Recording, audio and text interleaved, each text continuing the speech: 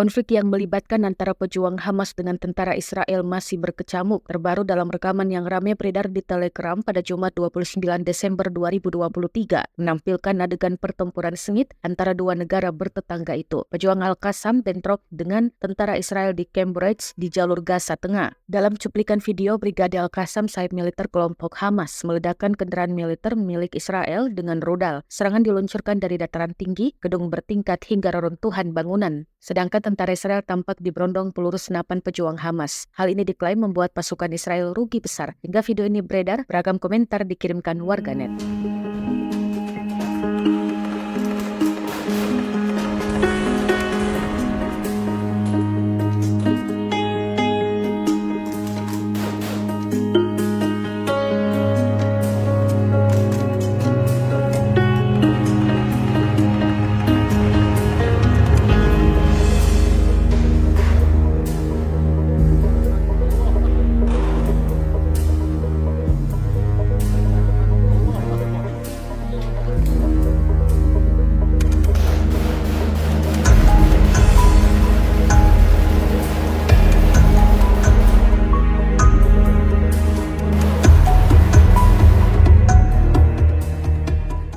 Download Tribun X sekarang, menghadirkan lokal menjadi Indonesia.